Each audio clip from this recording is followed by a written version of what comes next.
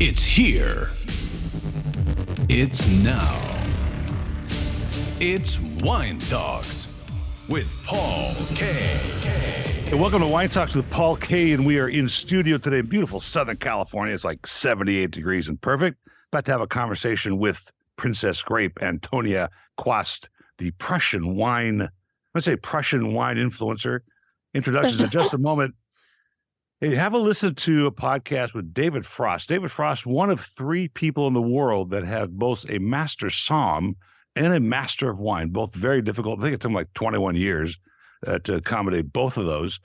But what's befuddling, and you'll hear the answer to, is why he would start a winery after knowing all that you know about the wine business, because that's like the hardest thing to do. Have a listen to that. But in the meantime, we're going to have a conversation here with Antonia Quast.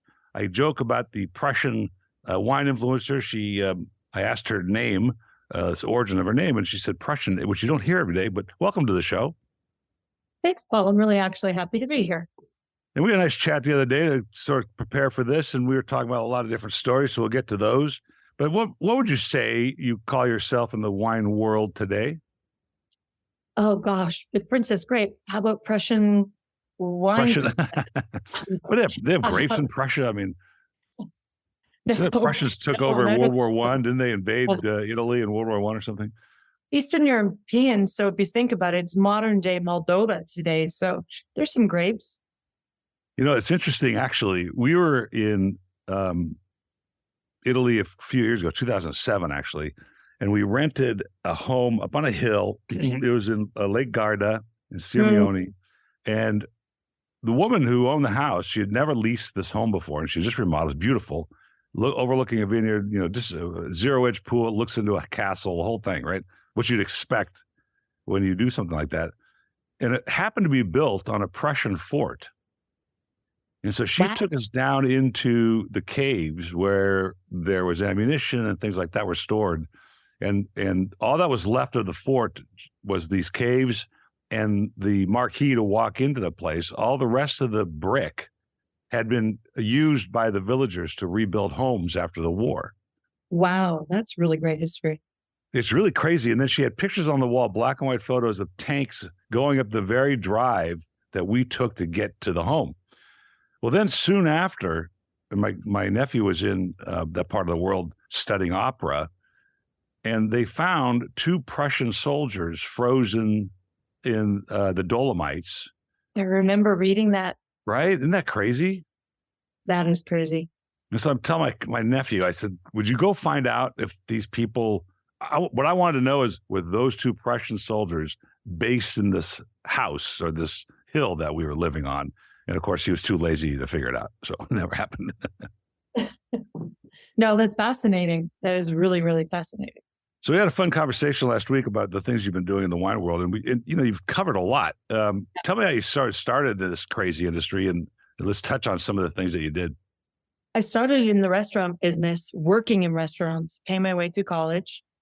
Then, the crazier thing than starting a winery, which did that too, was starting a restaurant. And then imagine that, got divorced, and I decided to go into the wine business. I was already doing all of our wine buying, and I had a little European couple. He was from Catalonia, she was from Alsace, and they had a vineyard in British Columbia. They had studied all the latitude and everything and decided to start there. And I'd been buying their wine for the restaurant. When I got divorced, I ended up going to work for them as a rep. Well, let's just kind of peel that back a little bit. You mentioned the divorce twice, so I certainly don't want to pry into your personal life, but the hospitality world is pretty tough. Yeah. And I had a really good friend of mine who owned a restaurant here. It was an Irish pub, and you can imagine, he would say, "My life's a party." Put a lot of strain on his marriage, and it ended up in divorce as well. Was that part of it? Oh, absolutely. I mean, have two young kids and a relatively new marriage, and open a fine dining in a bar. I don't recommend it. No. So, but while you're working there, and I find it interesting with particularly waiters, waitresses, somms, maitre d's of restaurants. Some have a passion for wine. Some are interested. Some people just passing through the industry don't want to deal with it. But somehow you took to it. I had I guess you'd say the olfactory, because I was in the perfume business as well before that. And literally these wine reps would come call on me and I'd taste through these wines with them and they couldn't actually taste their way out of a wet paper bag. And that got me inspired to start learning more myself. And then the European couple hired me and basically said, anything you pass, we'll pay for. Anything you fail, you have to pay us back. As far as what? I was a single mom of 2 young girls. Pass what? Any wine education exams. I see. And that's how I started with Wesset. Well, that's interesting because, after 35 years of doing it here, tasting virtually every Tuesday, you found various degrees of passion and interest in the subject. And now it's required by most big distributors that you have at least a WSET 1 or WSET 2. And I kind of lectured 2 young boys the other day who came in the first time they've been here and just hired on, and they were like, we're going to be WSET 2. And I was like, I really don't care, because you can learn all this on your own. All you need is the passion. But if you're doing it because your job requires it, then I don't see the value to it. Did you find that that there's just a lack of energy, or it's just like, I'm here to sell you some wine, I really don't care? They don't care if it's, shoes or it's wine, some of them, or working for some of the food companies. And I think there lies the difference. I was so passionate about wine that I was annoyed that these young kids walking around saying they had first level song just because they could have it.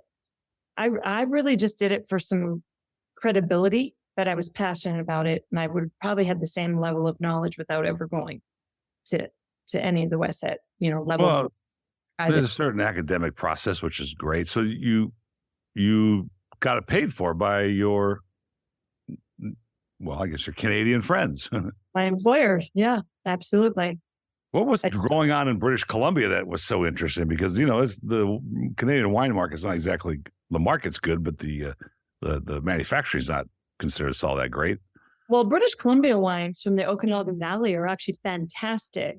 But they are smaller quantities for something like the U.S. market. And there are places that bring them in boutique. Also with the tariffs, or taxes, as we say now here in the U.S., it prices them out and higher than a lot of the California wines that already have the marketing legs behind them. So that's why you don't see that much of it. What are they growing there? Are they Bordeaux varietals, Burgundy varietals? Over in the cooler climates, because you could think the parts of British Columbia, like in the Fraser Valley, it's the same latitude as Burgundy. And that's why this European couple had studied and wanted to buy in Oregon and British Columbia. And so there's some great, also the hybrids, the Sylvaners and things like that. Pinot Noir, all in the wetter parts of the Fraser Valley. But the Okanagan gets less than 4 inches of rain per annum. So they grow fantastic Cab Franc, Bordeaux blends, and then pretty high quality. Huh. Did they ever make it to the U.S.? Few of them, very few of them. Sold all in Canada. They drink their own stuff. Yeah. A lot of the Asian market, of course, we have a very large Asian market in BC, Vancouver, and out. Also are large consumers and exporters of it. Yeah. Particularly Asians, they started out, they all start out wanting the best stuff they can find. And then they learn that there's really great stuff that doesn't cost so much. And then that the whole country evolves. So after you sold, so you were the wholesale rep, which is a supplier rep. But who are you selling to? Oh, back then it was the BC wineries. So I was doing on-premise, obviously, which was all the hotels, restaurants, fine dining and bars. That's how I started, dragging a bag. Next thing you know, Whitehall Agencies became the largest privately owned import distribution company in Canada. And it was predominantly co-brand brands because of the relationship Michel Marentet had with co-brand when he was a shareholder in Chalon. So we had Taylor Fladgate, Fonseca, Delaforce, Croft, Chateau Musard, Serge Hocher. That man mentored me, actually. We had Sassicaia, Tenuta Sanguido. We had Rocca d'Amiccia, Argiano, Baron de Montes. What a portfolio. Yeah, we did. It was fantastic time.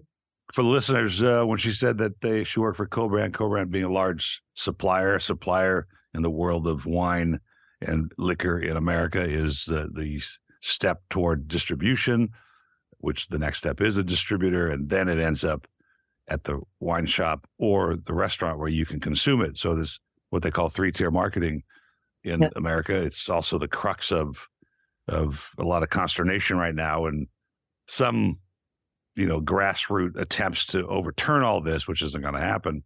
But interesting that in Canada's tough because Canada, I mean, we used to try to ship there, and it's like 100% tariff to get in there. And I've had a couple of Canadian comedian and wine aficionados on the show a couple of times. We have a good relationship, and they do nothing but complain about the way it works in Canada. So it's kind of a pain. So how did you end up back then in the States in the industry? Oh yeah, good. Married a Frenchman, and well, that'll do it. Moved to Europe, and then Team USA wanted him to coach them for the Bocuse stores Coupe du Monde portion, as he was picturing in chocolate. And so that moved us to the US. And I ended up first employed for Morton Estates from New Zealand as the US director. And then living in Napa, interestingly enough, before I got into the Napa wine business, I was running an Italian agency called Vintners Estate Direct Importing, and we had Vitanza, Villagiata, things like that. So I was running an Italian cooperative. And then, of course, I partnered with the Story family of San Heleno Winery, and that's when we started making the private labels for the rock stars. Yeah, we were talking about that. It's so interesting. There was, that was what, like late 90s, early 2000s? It was mid 2000s, 2009 through 12 was when I was really doing it with them. But it was all starting right about then, them all rebranding themselves and getting away from sex, drugs, and rock and roll and refined with wine.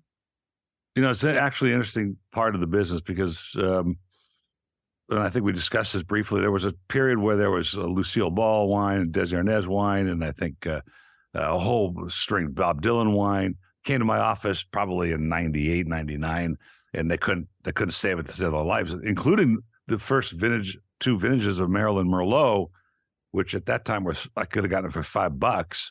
It was, they couldn't get rid of it. And, now the collection of that vertical is actually quite valuable. But that was earlier on where it was just sort of monikered. When they were doing this rock and roll stuff for you guys, was there any, other than the 20% off the top or 30% off the top of sales, that these Hollywood and rock stars had anything to do with the wines? In our experience, that was actually necessity. My partner, Christian Story, was the head winemaker. I was more of the master blender. So we would have them come and taste our commercial wines and then have them taste out of the barrels what they liked. And then I would do master blending to a point where they said, yep, that's it. So we really did. I mean, I had Bobby Blotzer from Rat coming in, learning how to thief out of the barrel. Same with boys from Warrant. I mean, it was a lot of fun. Richard Blade, who was a big DJ, as you know, in your hometown. I did a couple of labels for him. Yeah. How do those people find you in the first place? I mean, like, I've had a lot of PR firms reach out to get their guests and their people on the show, but how would anybody find your winery and your ability to private label like that? I would have to say we had already run quite a few accolades for our own wine, for San Heleno Winery, for Sauvage, for Christian Story, for Cask, which was mine. We'd won quite a few, whatever, California Family Winemakers, different civil medals, but it would be because of the relationship with Eric and Kristen Turner from Warrant. And that's sort of how it all started, my friendship with them. And so it lasted what, a couple of vintages, few vintages, or? Yeah, I'd say we did between that, a few of the other rockers and Lucas Nelson and the Promise Real, in total about 4 years worth. Those things kind of peter out like anything else they decide to take. Well, it sounds like it might have been the beginning of some of this because there's a lot now, and I'm working on a TV show that may involve celebrities that are in the wine trade that have an active interest in the trade. But there's also a period there, well, relatively recently, actually, where, they were just putting their brand on there. I mean, Big Ange had a whole bunch of flavored Moscatos, which were horrible. I was the specialist at one point in the wine world that understood the golfers brands. There were like 16 golfers that had wines. Now there's only one left, I think. Greg Norman, maybe Ernie Els has his wines still, but a fundamental interest in the industry to produce something that represents, let's say, your name, rather than, I'm guessing Snoop Dogg has nothing to do with Cali Red, except that his name's on it and he gets probably 20% of the top, right? Right. Have you tasted it? Oh, I've tasted it many times, and it's what I fight with this show. It's what I fight in the world. It's a very difficult fight to the extent that everybody in the wine world knows that those brands are necessary to bring certain people to the table that may not be drinking wine. So what do you think about that? I mean, like that happened with White Zinfandel in the 1970s, 1974 with Sutter Home, you kind of need them. Yeah, you do. I actually have a story. Tricaro tasted our Christian Story Red, which was a red blend that was a tad on the sweet side for our commercial, retail grocery store. And Menage a Trois came out after. And he had sent our bottle for analyticals and came out and had a lot more money to do big propaganda with marketing. And that stuff today is almost undrinkable, in my opinion. Agreed. So much sugar. Agreed. But it's kind of sad that for me that's what's happened. But it's this irony, and it's not to be snobby about the wine world. It's to hope that the general public can understand and get a feel for what we do every day and appreciate these nuances that come from proper winemaking. I went to lunch yesterday, the day before, with the CFO of Cheval Blanc, and he was, my question to him, it was a very small group, was, how do you debate in the winery between producing a wine that's absolutely expressive of the terroir for that year and continue to show a brand value that's consistent in the brand. And I've had many, many wines that are one or the other. Let's just say Cali Red is going to be the brand. It's always going to be the same. It's a formula wine. And then I've had biodynamic wines from you mentioned Sassicaia, from Piero Incenza, who, like, year to year, you can't even tell it's the same company because it's purely expression of the terroir and the vintage. Yep, absolutely. So do you fight that sort of this all the time? This commercialization of sugar, what it comes down to. Absolutely. And I'm going to say propaganda in this sense, the marketing programs, because like any other industry, what money dollars get to the marketing builds the brand and builds what people believe is what they're supposed to have and be drinking. And we know that that's not the case. It's the same with clothing. It's the same with cars. And it's no different in the wine trade. Think about when Yellowtail used to do those huge billboards and everybody's drinking it like, I'm not even get started on that, but to my point, yes. It got to the point that I was speaking with Maureen Downey, the counterfeit woman, and she said that somebody now is counterfeiting Yellowtail. No, why? Because they sell a ton of it. So it's sort of like, well, we're going to go after the high volume, low margin side of fake wine. Oh, no. And I suppose who's going to know the difference if it doesn't taste that great? Well, if Maureen says it, I believe it. It's kind of disgusting. Yeah. It's an interesting question. And I asked this question, maybe it's not answerable, but if, would it be different if profitability wasn't part of the equation? In other words, would we see different wines on the shelf that are more expressive, that are more terroir driven, that have more patience in them, if making $1 wasn't part of the equation? Absolutely. But that's what makes the world go round. So I suppose the fine line. I think even the celebs that get into the industry that go to Napa, build a chateau and realize it's farming and that it costs a lot of money and it's really hard to make that money back. Well, you know how you make a little money in the wine business, right? You start with a lot. How to make $1 million, start with $1 billion. Actually, Kevin O'Leary said that on the show once too. So, did he? Yes. He was on the show. He wanted to do a joint venture at one point, but it didn't work out. So you've left that part of the business. You've hung out with some pretty amazing people. You've been in an amazing part of the wine world. What did you do after that then, after you were working in Napa? I was no longer doing any of the Italian or the French, like when I worked for Baronaire. Well, he broke up with your boyfriend by then? Yeah. Story, right? No, I actually was on a healing journey because of cancer. Was booked to have amputation of my left arm and went on a spiritual journey first. And I landed in Santa Fe, New Mexico in the summer of 2012. And I decided to take a sabbatical from the winery, and I worked with a curandera, which is basically a medicine woman. 90 days later, I went back to UCSF Oncology, and I'd already had 4 surgeries. They had no explanation. It was completely gone. So I packed up everything. Cancer in your shoulder? All the way through my soft tissues, all the connective tissues, muscles, tendons. What do they call that? Macrosarcoma of the connective tissue. I've never heard of that. So yeah. So you were diagnosed, you went to New Mexico, you met with a healing one, which is certainly homeopathic and things like that are very valuable. Yeah. And you went back to the oncology group and they were like freaking out. Wanted to know everything I ate, everything I drank, everything I did. Yeah. And I realized this dirt healed me. And so I packed up. I didn't retire from the wine business. I actually took a position. I had a part-time healing practice and I became the national marketing sales director for Woodhouse Wine Estates in Woodinville, Washington. But I lived here.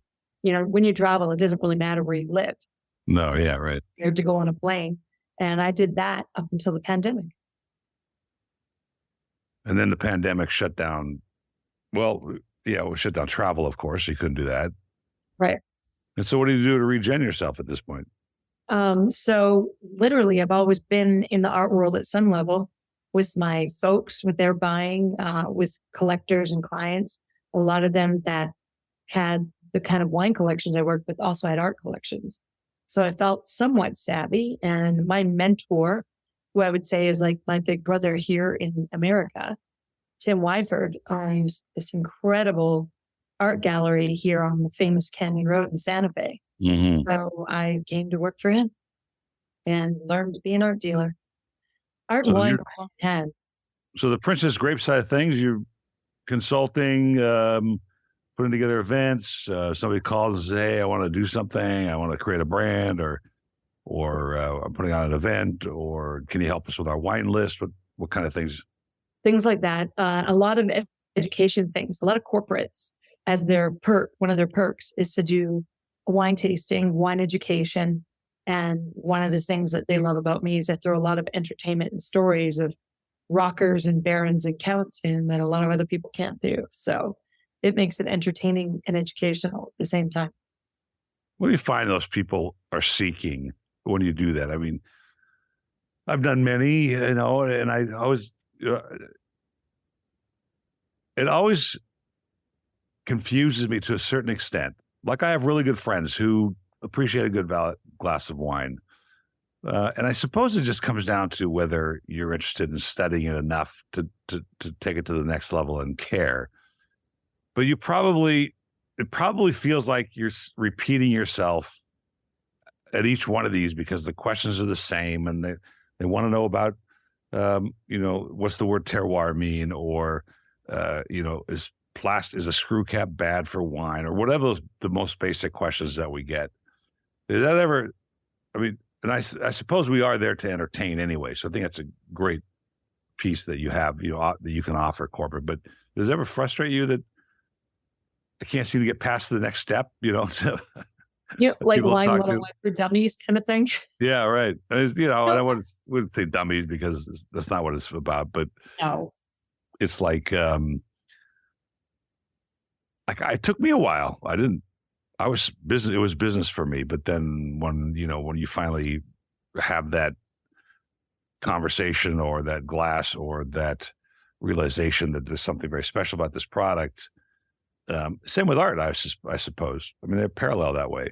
The aha moment. Yeah, well, yeah. And I've always said on this show, I'm never going to ask that damn question. But it is true. Yeah, So it is true. I very quickly got over being frustrated. I think at the beginning, when I was about the knowledge, when I was taking all my Westet levels and all that, I wanted people to know what I knew. I could give a rat's today. Right. You love it, you're passionate about it, go with it. You want a Grand Reserva Rioja with your salmon, go for it. Like, it doesn't frustrate me because I'm so passionate about wine that if people even care enough to ask questions or make one of their theme parties about wine and some entertainment, like I came and did one it was an 80s rock band theme. And so I got to come and teach about wine and talk about the rock star labels. So I think it was only in my really young years that I had any level of frustration because I'm that passionate to see that other people had any kind of interest. I loved it.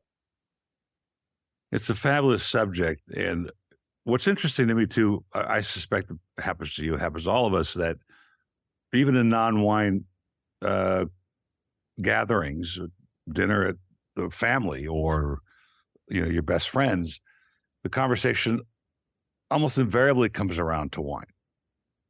And they'll listen as long as you're not being heady about it and you respond to the questions and you don't do what you just said, which is, I want you to know what I know. They don't really care about that. They just want to know what they're asking. And it always leads to more questions. And what's interesting to me, if I articulate this, is that even though the subject of wine is intimidating to most,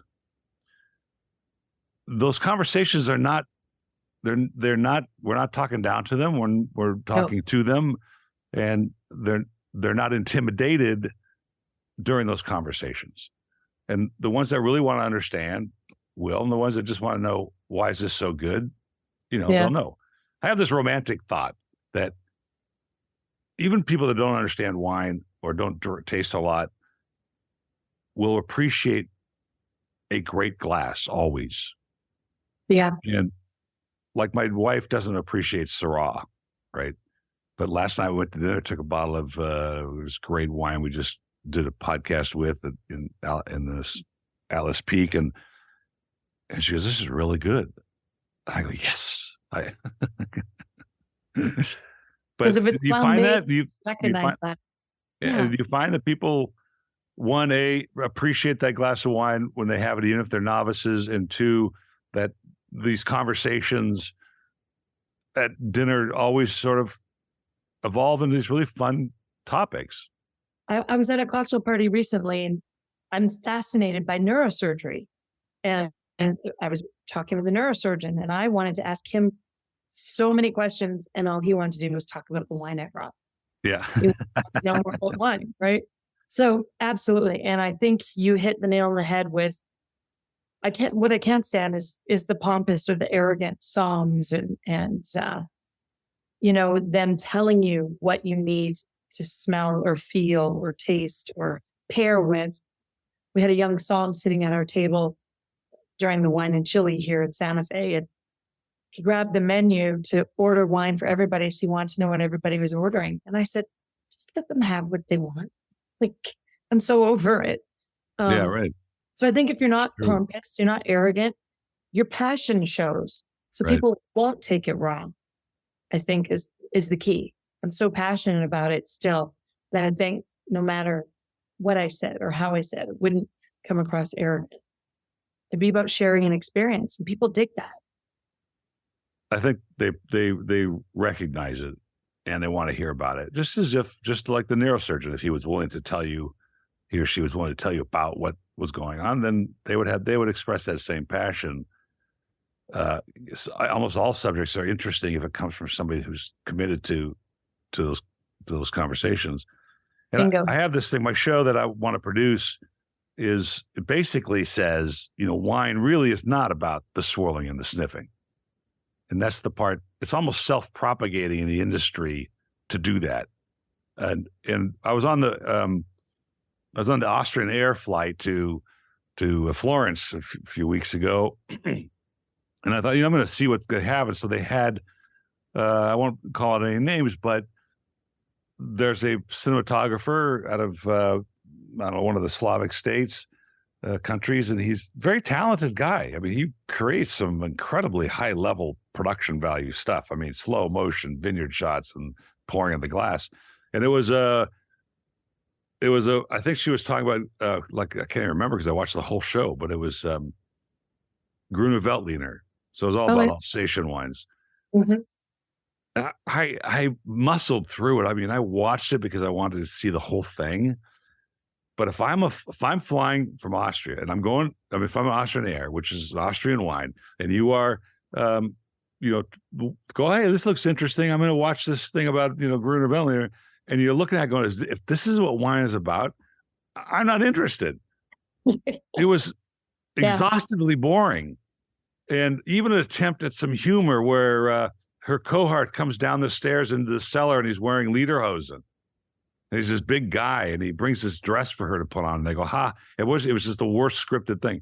And I thought, if that's what you're presenting on a flight, probably every day, dozens of flights, no wonder, people don't understand wine, because this is the worst way to do it. What happened to the stories? I mean, your stories are interesting. I want you to tell the listeners the story about Lafite. Good. And I'll preface the story with Lafite Rothschild is one of the preeminent Bordeaux is one of the top first growths of the five. The Rothschild family is in the banking industry. They're probably the richest family in the world, actually. But they own a very prestigious winery, and they have a cool underground cave, and they have this wonderful banquet room there, and the circle room with the barrels. And so you're there. I didn't catch last time why you said you were there. Well, because of Agency de Whitehall, we imported Lafite Rothschild for Canada and distributed and allocated the Grand Crus and all of that for Canada. So obviously it was Vinexpo, and my memory, I'm having a hard time because it's every other year. So late night, every other year, 2000, whatever it was. And his assistant, Christian, and him gave me a tour in the chateau in the afternoon. And he took me into his study, and there was a huge bearskin rug on the wall. And I already knew ahead of time from the owner of my company that he had done that on a bear hunt in Cranbrook, British Columbia, which is up north for us in BC, for those of us here. Anyway, hours later, the dinner down in the Cove, whatever it was, 30 tables. Even my boss was sitting at a table farther back. Baron Eric had myself and Countess Noemi Cinzano on the other side. So two lovely younger women. Yeah, wow. Here I thought I'd need it because I was so good at the wine business. Yeah, that you were on the flanking Baron, and there was another woman flanking the other side. Yeah, and then there was at the table Michael Broadbent. We had Jancis Robinson. We had Robert Parker. I'm thinking Mr. Shankin was at our table as well. And, the 62 and the 68 vintage just came out. And well, let me just stop for a second and educate the listeners. Michael Broadbent was the preeminent English wine critic. He passed away not too long ago, actually, a couple of years ago. His good son, Bartholomew, took over for Michael, but Michael was one of the originals. Certainly Marvin Shankin, who owns The Spectator, which is a great story. Jancis Robinson still works as an English master of wine and a critic, and she's very popular. And Robert Parker, of course, being the attorney turned wine critic who sort of changed the way wine is evaluated or perceived by the public. So an incredible group. I mean, I don't think you can get much more pedigreed in press or in wine critics than that group. And you're there, which is cool. Right there. Yeah. Looking back now, pretty amazing. But of course, the bottle's going around and it's starting to the right. And he wants us all to make a short dissertation on the wine. Well, you're going through all of the greats before you get to little old me who's importing and distributing Lafite Canada. And I'm hearing everyone's description thinking, oh yeah, that's it. Well, how do I say a version of that without repeating anything all 5 of them have said? So that'd be very hard to do because you would reflect on everything. I was a little nervous. I was in the company of, a few of my idols. Jancis Robinson for sure, which is why I started with Wesset to do diploma and then MW. Truth be told, Paul, by the time I got around to me, I don't even remember what I said. Obviously, it was acceptable because Jancis gave me a nice nod. Oh, that was nice. Then we all turned to Baron Eric to wait for his response. If he has anything to say to any of our comments, anything to add. And it's, we're all looking at him. There may have been 30 other tables chatting and laughing, but it was like you could hear a pin drop over there. It was like waiting for E.F. Hutton to speak. Yeah, right. And we're all looking at Baron Eric. And he looks at me and he says, you'd look lovely on a bearskin rug. Well. Wow. How do you handle that? I mean, I guess it's a compliment, right? I idle though. And I'm waiting. I feel like 5 minutes have gone by. It's probably 5 seconds. And my brain's going, if we were back in my home turf, that guy would get my left hook. Yeah, right. And I think, this is Baron Eric. Yeah. And I'm thinking, holding my knife and fork.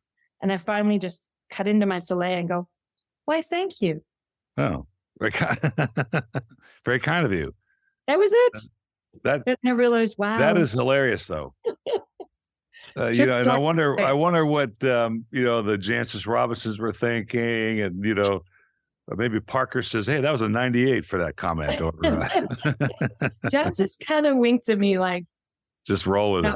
Roll with it. And then the conversation quickly changed. Quite exclusive. Forgot it. That's fabulous.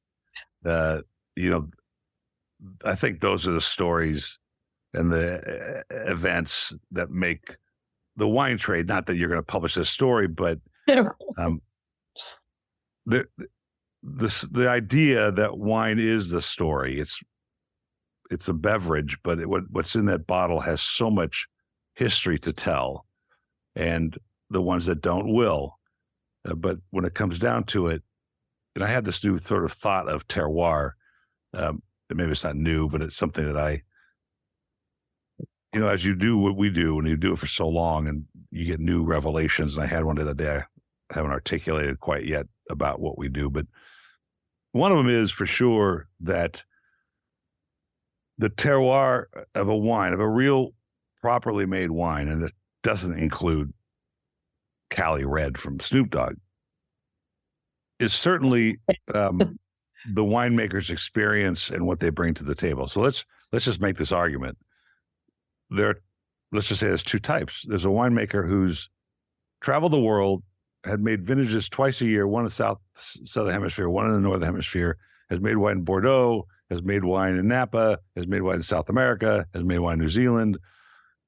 And so that person has a certain, approach to what he's doing or she's doing and brings it to the table and has a lot of experience. Then there's the other winemaker who's been in one place for 20 years, who's made 20 vintages from the same parcel of land. And I don't say one's better than the other, but certainly they would produce 2 different wines from the same parcel. You agree with that? I do.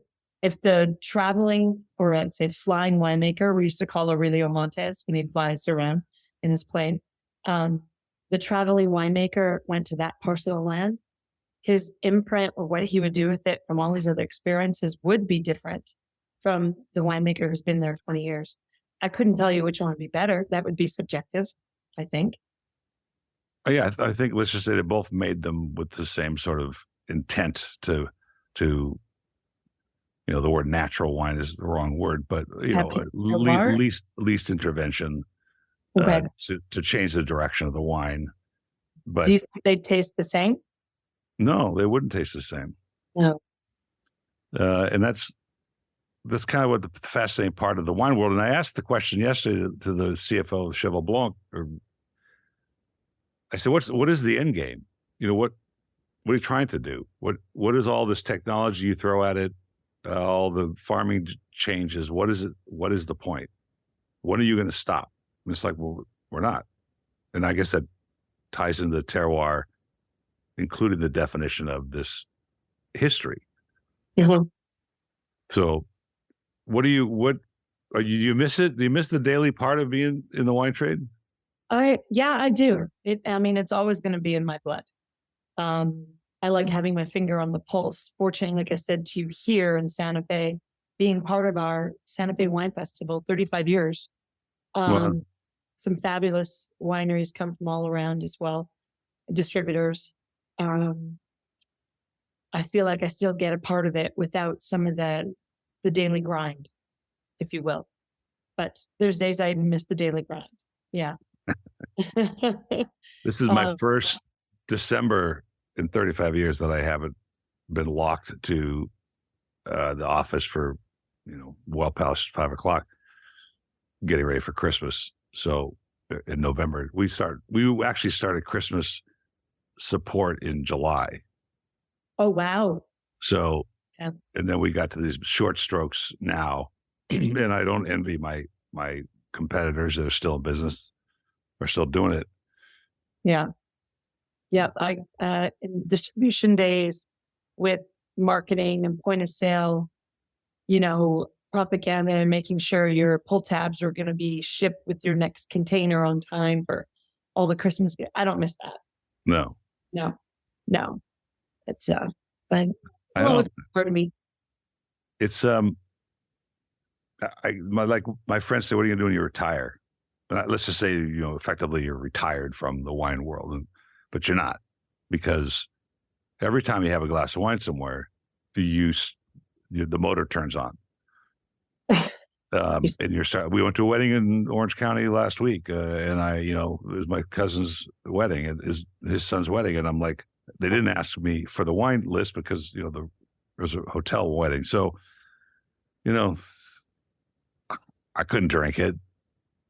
It just wasn't very good. But I logged it away. I know what it is. I remember the wine. I know the vintage. I know where it's from. Exactly. And I parked the information. It happened to me in Vegas this week. I got back last night and walking around at Caesars while they were gambling. I could say the name of the wine. I won't. And I was like, I can't drink this. I didn't have anything. So we got back to the Nomad Park. And at least the walking around wine that the girls will bring you at the slots is Liberty School. I'll have a glass of that, Cab. Old school, old school Liberty School. Yeah. Originally Liberty School was Chilean. First finishes were Chilean. Interesting. That jogged a thought. Vegas, at one time, getting a SOM degree and going to Vegas, getting a 6-digit job. Yeah. Talking about, the late 90s, which, $100,000 would have been a lot of money for doing that. All that stuff dried up. And, the SOM, I almost feel like the SOM thing is just diluted, because you do anything in your SOM, and like my friends wouldn't even use the term SOM for me after tasting 100,000 wines and putting on all kinds of shows and helping restaurants with their lists, because I don't stand at a restaurant and show a person a bottle of wine. I don't care, but I'll taste more wines than any SOM would ever get their hands on. And just because of the nature of my business, not bragging. Absolutely. No, it's true. Or you've probably forgotten more about wine than these young SOMs have learned. Like, so what do you think? What do you think? It's getting dark. Do you think that people get into it sometimes just because they think it's going to be a path to riches or notoriety or just a knowledge base? I think there's a little bit of both, depending on what's driving the person. But you said it earlier, there was a time when getting your SOM certification and going to Vegas was the bomb. I remember being offered a job for Steve Wynn I didn't take it. I had a young daughter still, and I thought, growing up on the Strip, no. Yeah, but interesting thought. but at that time, it was very prestigious. It felt like you got to get paid to party. There was a time, so there's a whole rampant of songs that was more of a drive than someone who is so passionate about the diversity of wine and pairing and the experience and being service oriented. That's a big difference. And I think both exist. I had that's a good point you just brought up, because and I've said this before, and my listeners are probably tired of hearing it, but we do hang out with amazing people, drink amazing wines, have amazing food, and go to amazing places. And it's not exactly the industry known for this rather lucrative cash flow, unless you're the Dow brothers and you just sold for $900 million. Right. Good on them. Good way to go, George. Which is an amazing story. But one of the reps that used to support this company with rather successfully for me, and I supported her as a Young's rep or an RNDC rep, and she retired when I retired, actually. And she has 2 twins, and she has actually triplets, and they're like, I think 7 or 8 years old now. And she goes, I want to come on your show. I go, I'd love to have you. And she said, because I want to tell women that it's a lie, that you can't, and you just said it about your raising your child on the Strip, that you can't have it all. She goes, when I realized after I got home and not going to work every day, what I'd missed, and that my kids didn't trust me. She goes, it took them a long time. It's been months now, but they didn't trust me to be their mother, so to speak, because I was home all the time and they weren't sure this was a permanent thing. They weren't ready to give up their sort of outlook on life, that their mother was on the road all the time and was there when she could be. My kids were very affected by it. Princess Grape, traveling around the world, and they were 5 and 6 weeks at a time with Nana and Papa. Yeah. So when you stopped, how old were they when you stopped? I didn't. But yeah, last one graduated. Now we were still in Napa. So that's how all old are they? Now they are 35 and 30. Oh yeah. They have a lot of travel bug. Maybe they don't need their mother all the time now. Well, actually, my 35-year-old's needs was more than ever. Who is my 30-year-old can't tie her shoelaces yet? No. But I know that it was affected by how much I actually traveled. Yeah. Exotic and as wonderful and glamorous as everybody thought. It comes with other prices for sure. You'd agree with that? Yeah, I would agree with you. It's a tough road to hoe, and I've had many women come through here selling me wine that got pregnant and they just dropped out. She did not too. She was a fighter and she wanted to make a difference, and now she sees how to affect them. So I think in the long run everything will be fine, but she realized that that's almost a lie to say that you can do both. Successfully. Did I survive doing both? I did. Yeah, you survived. The career was probably more successful than some of the things with the child rearing to this day when the girls and I talk. Yeah. I have another rep, and she's a beautiful woman. She was an actress, model, and she works for one of the big brands as a supplier. And we were talking the other day. We're very close, and she's like, she's with Wolfgang Puck, and she's at these dinners, but every time she goes to these dinners at night, it's time away from the house. She's married, she has a child, and it grinds on her, but it's necessary for her to have the job, and she needs to work, and that's what the lifestyle was created. And if you were looking on the outside and saw where she's been and where she goes, you'd kind of go, wow, what a dream. And it's not. It just isn't. It's just different. You look at it differently. You live this glamorous world traveling, Lafite, Sassicaia, all these. Yeah, right. Rona and Taylor Fladgate at Expo, and it's true. Their experiences most people could only dream of.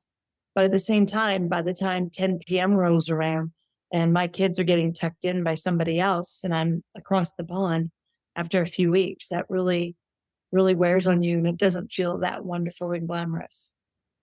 And I suppose when you're tucking the kids in, you go sit on the couch and watch TV, and you watch somebody who's doing this. You go, oh, I got it. Have you seen the show Drops of God yet? I haven't seen it. Oh, got to watch it. Okay. I don't remember if it's net. I think it's Apple TV. Okay. What's fabulous about it? Look, we're already at 46 minutes. Yep. What's fabulous about the show, and it's part of the premise. I'm going to send you my sizzle reel so you can see it. Okay.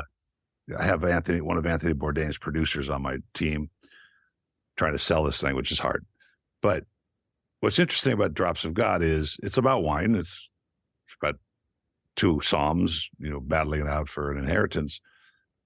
Is that the whole thing comes down to the story. Even though they're swirling and sniffing and identifying, and you'll learn the story. Ultimately, the concept of all of this is the history of the story, how the wine became available, and behind this particular bottle, what the story was. Okay. And for me, it's kind of like, you go on vacation and you have this glass of wine in front of the Parthenon and you go, my God, this is amazing. And then you buy the wine, you bring it home, it doesn't taste the same. Right? Absolutely, I get it. Right? Well, that was my experience, my first trip overseas. I was like, why doesn't the wine taste this good at home? Yeah, because the kids aren't pulling on their shirt tails, and exactly. The stress of, being up in the morning and opening the gallery. So there you go. Well, we're done. And wow, that happened fast. It was a pleasure speaking with you, and I hope we can do it again. I'd love to. If you're in Los Angeles at any time, you can swing by Monrovia, just outside of LA, and there's always something open. I'd love to. Yeah, in fact, I'm building a cellar at my home. I've never had one. I've always had a warehouse full of wine, but the buyer of my company wanted nothing to do with my premium stock, which I had accumulated during COVID because they were buying anything I told them to buy. Yeah. And so now I'm sitting literally with like 2,500 bottles of all kinds of unbelievable stuff.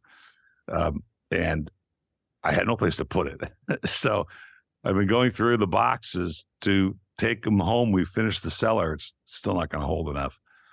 Grand Cru Burgundies and, first growth stuff and boutique Napa and all, you name it. It's in there. Okay, you better email me your address. So I will. So if you come through, we'll open something from that stash. I would love that. I'd be honored. It's a pleasure. Thanks for the time today, and look forward to seeing you next time. Thank you. Cheers. Bye, Paul.